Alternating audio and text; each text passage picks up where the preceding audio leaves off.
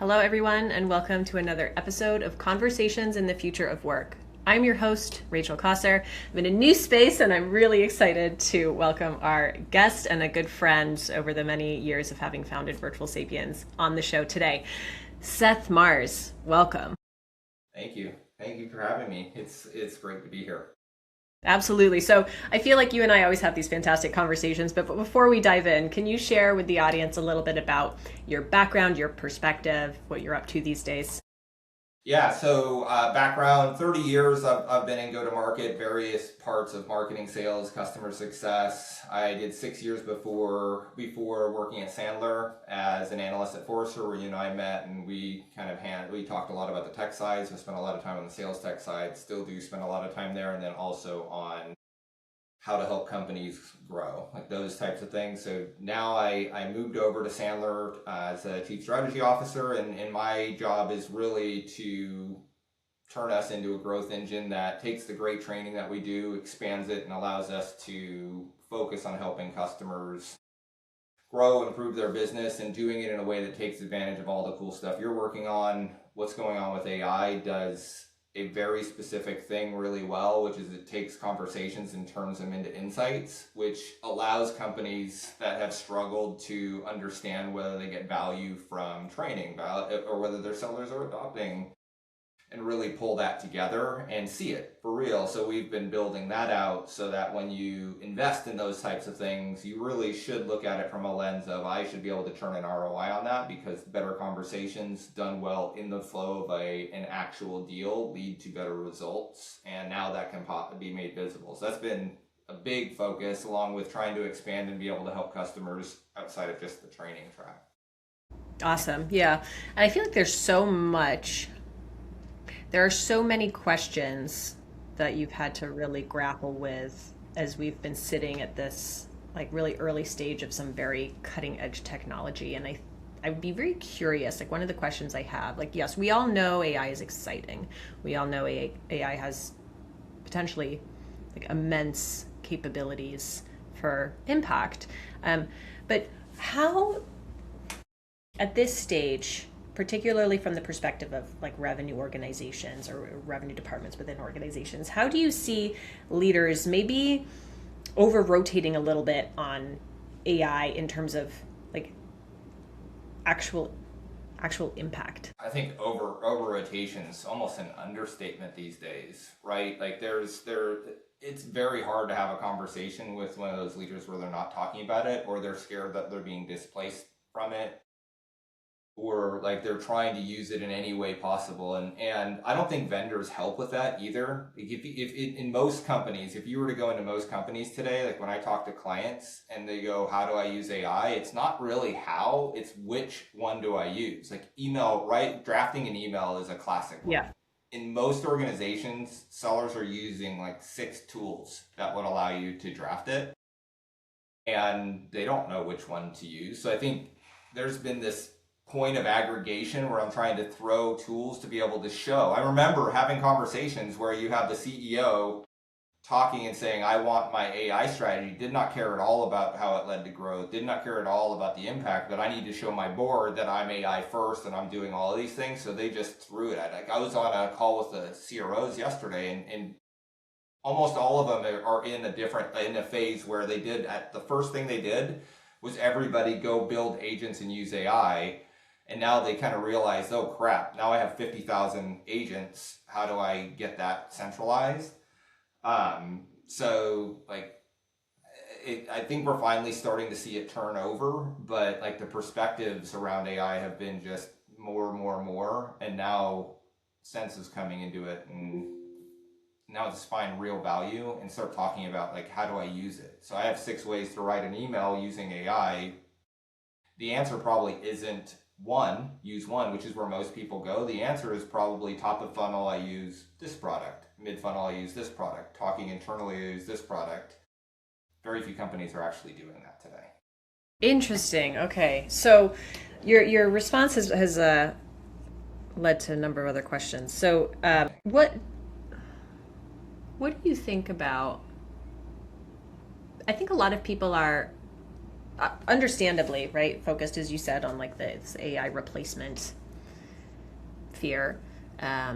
Some occupations, professions, roles more so than others. But even if we look at, I was reading just the other day this really insightful post about like foundational skills, like the rote, boring, often repeatable tasks that we in our generations have all had to do to get to where we are the most likely to be replaced by AI. And that's like where one of the strongest arguments is in terms of time savings and productivity. But like what happens, like let's take the perspective of a salesperson who is new to the field and they've been given all of these AI technologies for writing emails and outreach, responding, prospecting. Do you feel like there's going to be some loss of, or like not even atrophy because these skills haven't even been developed yet, but like what happens to these younger salespeople who are looking to rise up in their careers but are not going to go through that foundational skill building stage of experience? Like, do you feel like that is important for sales people, or do you feel like actually it's not, it's been overstated, it's not that important, it's better for them to kind of move past that quickly and get on with more exciting pursuits? I'm not as worried on like what the younger generation would be able to do, because I think they're going to come into a world where they don't have to do all the stuff that, I think a lot of people talk about the learning side of I needed to do all this stuff to learn, and that's true. But I think they're going to have to shift into what learning is like in a world where I don't have to do that stuff. So like I'll give you a really like common problem that I've seen, and you've probably seen it too. So think of account plans. The way a seller used to learn about their accounts was by spending hours and hours and hours and hours building out a 450-page deck that said everything that they needed to do. That, by the way, once they did, they put in the bin and never used again. The thing that they got from it that they probably didn't realize or even notice is they had in-depth understanding of what that account was. In a world where I can push a button and get a better document that you created and then submit that, I think what you're seeing with a lot of people that are experienced is they still think the result, like the value that they're created from that, was the document itself, not the ability to understand what's in the document. So I think there's a lost talent around what do I do when I'm not, how do I learn when I'm not learning by doing?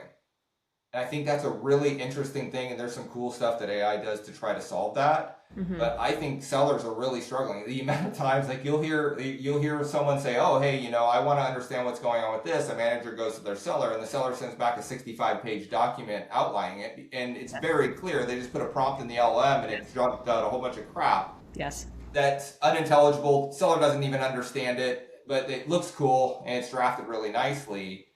To me, I think if you're a younger generation person, if you walk into a job with the ability to understand how to learn in that world where you can be hyper efficient but also educated, I don't think anyone's cracked that yet. And I think you're going to be experienced sellers will be burdened with having to change. Whereas if coming into a job, you're really able to find a way to deal with that world, you will shoot past them in a lot of areas. Right.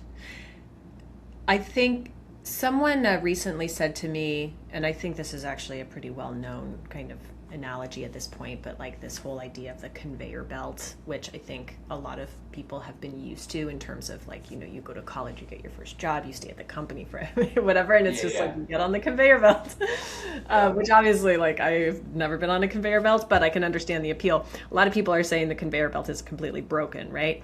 And I think that does scare people who were on it. But to your point, if you're kind of either in college or maybe entering the workforce now and you have the ability to think creatively and critically and harness some of these tools, there is a huge advantage there. I still think there's a bit of to your point, like I don't think that mentality or that mindset has been adopted as like the way. I think people are still very much holding on to older ways of moving forward professionally. One other thing that I think is interesting, we haven't touched on yet, but particularly for salespeople, or at least client-facing, prospect-facing salespeople, the ability to connect with another human being, to have the skills to build rapport, to stand out. To me, especially as AI starts to ideally free up more of people's time, like how do you see the shift of a salesperson's role moving away from some of those time extensive tasks and maybe more towards giving them more time possibly to engage more in the relationship from a human perspective?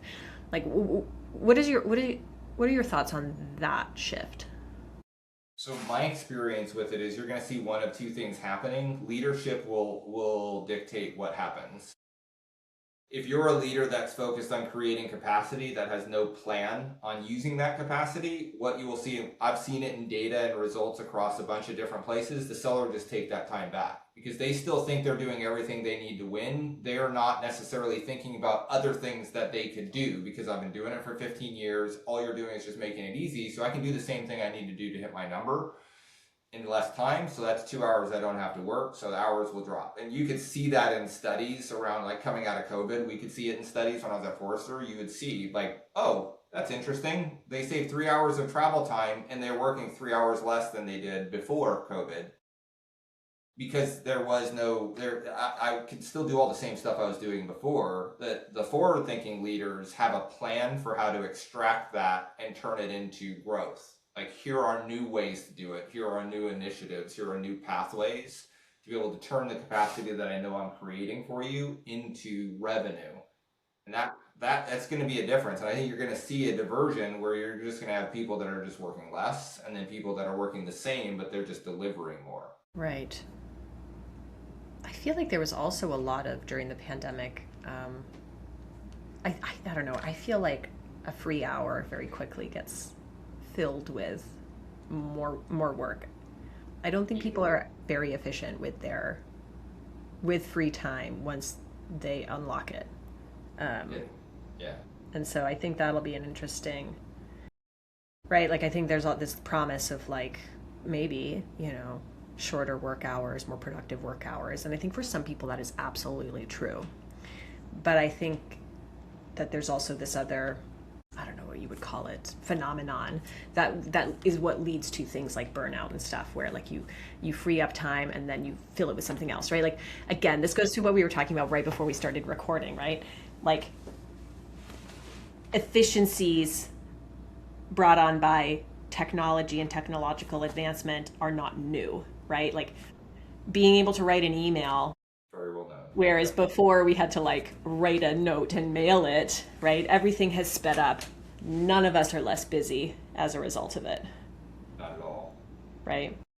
Yeah, it's interesting because I think when it's tangible, so like the studies that I've seen around that were like, how many hours were you working? And you do like how do you deploy your week?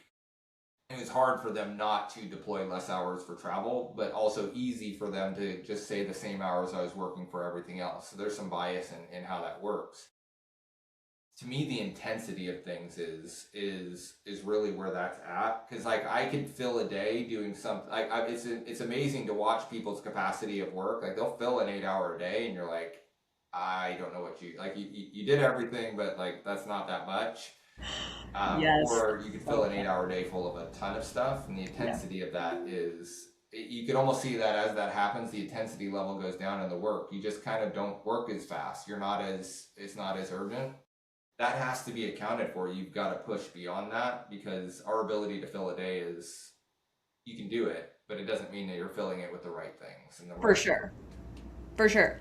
That has been a problem for like forever, right? And so there's this other thing that I've been noticing where people are like, AI's gonna fix it.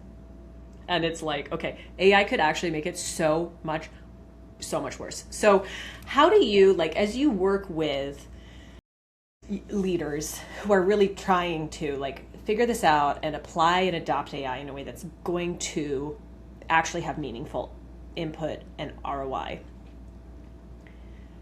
And people are, to your point, like evaluating thousands of different tools and all that. Like, where do you start with a leader who, like, where do you start? I try to not talk about AI. And what I try to talk about is what's the problem you're trying to solve. Yes. Where do you see pain and where do you see areas where you can get better? And then let's talk. So I usually do it in layers. I try not to talk AI up front. I just talk about like, hey, what are the things that you're trying to solve and that are really painful for you in your business? Okay, that gives me a foundation. Next thing is, what do you already have? Like, because I don't want to get into conversations around what you should and shouldn't buy. That's the easy way out. Like how, and honestly, like buying the best tool ever for AI for a specific task is probably a waste on someone that's never used AI before. Like, so the advice I give is, what do you have in your tech stack? And everybody always has something that they could use. Let's figure out, how do you use that to its fullest extent? You shouldn't buy a technology until you've got to a point with the technology you have that you're like, I can't do these things and it's preventing me from achieving my goals. That's when you invest in technology. So then work with them there, get them to that point, and then guide them on, okay, well, this is what you're trying to do. You can't do it in X product. Look at these 3 products on how you could potentially do it, and then grow into it. Because then, I mean, imagine as a user, right? If you're being told to use a tool to its limits and you start running up against those limits, and then I unlock that with another tool that gives it, then the odds of it being adopted and used, usually those are going to be more expensive tools. So you can't buy an expensive tool. And this happens all the time. I buy the Cadillac and I don't have my driver's license, but I just like, I really need someone to drive. It's get that when you do it that way, and then you buy the Cadillac or like the car that could really do a bunch of different things. Now you're using it because you're like, oh, I've been waiting for these features. Yeah. And I've been stuck. Now I can unlock it. And that's where you see people really make the most of technology. I love that approach. It's so funny because of course it's like the classic, like, best practice in sales is to not start with the solution. You start with like the actual problem. And people, but this is what I'm talking about. Is like people get like so distracted by these shiny objects, and the question becomes, how do we use AI? How do we implement AI? Right? And you're like, wow, what problem are you trying to solve? Actually, right? And so man, that's such a great reminder for, I think, everyone within, whoever's listening, whether you're in that like revenue piece or you're in like the coaching space, right? Like when we were talking to our partners, it's always like, yeah, like what are the gaps that you would love to fill within your coaching and training practice? Like, where do you feel that impact is not as strong as you'd like it to be or as demonstrable, right? And those questions lead to, okay, great. Well, we have a technology that can plug those gaps without threatening the like critical human aspects of your work that makes your work worthwhile, right? And so, but yeah, you're so right to like are you just like sick of AI?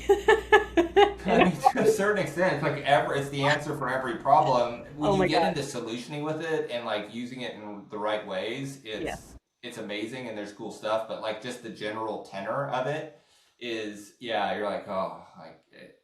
But there's like, yeah, I yes and no with it, but like for sure, yeah, it's necessary. There's cool things. I get myself in trouble, so like for understating it. So like we had a situation a while back where like, this is probably happening in other companies where everyone seems to be in like an agent war.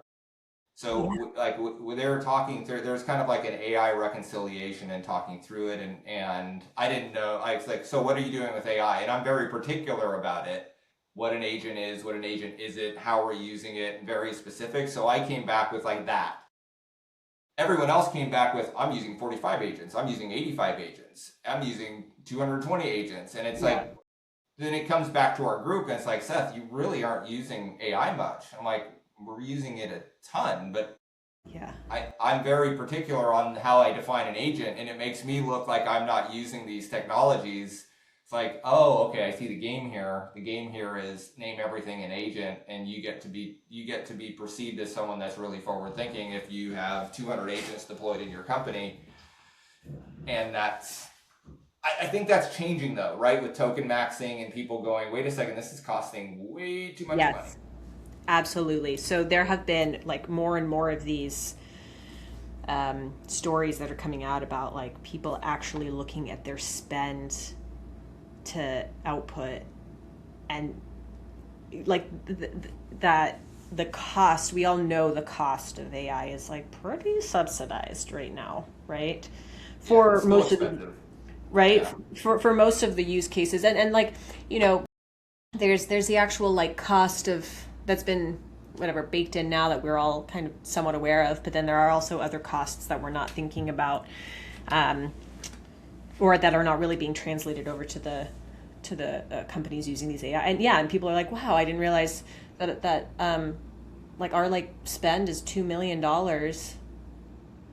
on these like AI agents that are doing, we're not actually quite sure what, but we encouraged it. And We like, did the vibe code Frogger. Like I built my Frogger app at work because I was told I needed to create agents. right, exactly, yeah. And it's you know, I'm all for exposing people to these tools and getting them comfortable using them and playing around with them and stuff. But it's like yeah, it's not free, and in some cases, yeah, you end up with this like ridiculous party of AI, and you know, a couple humans would have maybe done a better job. We hired recently at Virtual Sapiens a few people, and it was interesting going through the hiring process with this like weird pressure of like everyone's using Claude Code or everyone's using Claude Cowork for their chief of staff, you know. And I was like, Yeah. okay, well, so you know, I'm like trying to, and I'm like, I no, I'm sorry, I cannot, and other people are different, whatever. But like, I need someone who's going to have initiative, who's going to come to me every day and be like, I was thinking about this. I think we should do this. Like, it can't always be me instructing and leading and right. Like, we're too small of a company to make that work. So I only hired humans, and it has been amazing. I got to tell you, I'm like, hiring humans is amazing. Yeah. My God. Especially you think of a chief of staff role, like no day, hour, week is even close to the same. So No, it's you're yeah, constantly having to, yeah, probably not the best one. I mean, I get it. If your chief of staff is just supposed to be somebody that does all the rote tasks that you don't yeah, want to do, that's one definition. But if yeah, you want a true chief of staff that's yeah, serving as kind of your right hand to be able to get stuff done, that needs to learn you what you need, no, yeah, that's a different game. yeah, yeah, absolutely. So you have a really fantastic vision of the ideal structure of like where AI fits in, specifically from the perspective of like revenue growth and all that. Can you share a little bit more about like what you would love to see? So for me, the way that I start with growth back, right? So also it kind of leads into the work that I've done or like spent years with compensation and how do you motivate. So your goal is to figure out how to grow, and I want to apply AI in places that allow me to grow. One of the key places that is not going away, and I think it's becoming more and more visible. It's also interesting that it becomes more and more like you're seeing all the tenor of all the tech CEOs change to humans matter now that they're trying to go public. But like to me, I want AI to amplify. And I think that's where you get the most value. I don't know what's going to happen in the future. And we know that you and I talked about this before around how powerful this stuff is and what it can and can't do. And I think some people underestimate what it can do. But for right now, where there's definitive impact is how does it help a human be able to do their job infinitely better? And there's a million different use cases to do it. So when I'm thinking about it practically, like for something like training, that obviously Sandler is huge in that. You never have been able to give a sales manager the details they needed to truly understand if adoption was happening in deals. And there's no way to understand what ROI is truly unless you can see the impact of that in deals tied to a number that says that number went up. Revenue per rep goes up, because I'm doing those things. That's all possible now. So I love that conceptually. It's one of the things that I think is really powerful, because what I'm trying to do is figure out how you use a best practice approach to selling, but use it in a way that allows you to be you. And by combining those things together, you unlock it. The other cool thing about AI, when you set this up, is if you create the flywheel, what we want from our customers is to have base, like your typical methodology, but then we want to be able to analyze and help you come up with your own version of our methodology that's unique to you, your business, how you work.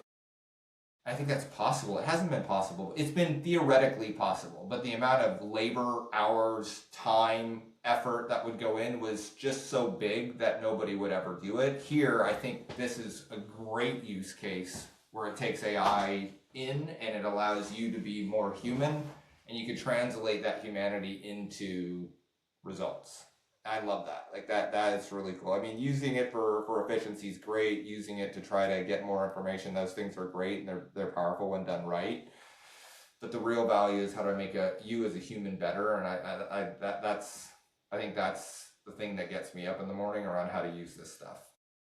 I 100% agree. I think we're so aligned on that. You know, the whole purpose of Virtual Sapiens was to help humans be better humans, to help them find their like authentic way of communicating and showing up and representing themselves and interacting with other humans, right? And it's interesting that like to do that, we're using these like personified like AI entities to interact with humans in a hyper realistic way, but the goal being to help people really develop those critical human skills, which, as we discussed earlier, are only going to become more and more important as AI, you know, takes over some of these other skills in the background.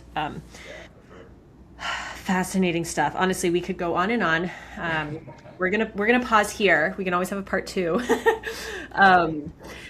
Anything else you'd like to share with our audience before we wrap up? No, I mean, it's always great to get to chat with you. You kind of bring out the best in these conversations. So, no, nothing else. Yeah, that's all I've got. And if people want to hear more from you and follow your thought leadership, what are the best ways to do that? Yeah, so I'm on LinkedIn like everybody else. I do a newsletter where I try to, so what I try to do with that is you give everybody that is following the market that I follow the same information that I follow so they could use it. So I compile it and then try to give that out every week. And then, yeah, so if you want to learn more, yeah, follow me there. Awesome. Great. Well, thanks so much, Seth. It's always such a pleasure to catch up and then, you know, certainly to capture and share one of our conversations. So I appreciate you taking the time. Anytime. And as always, thank you to our audience for tuning in. We'll see you next time.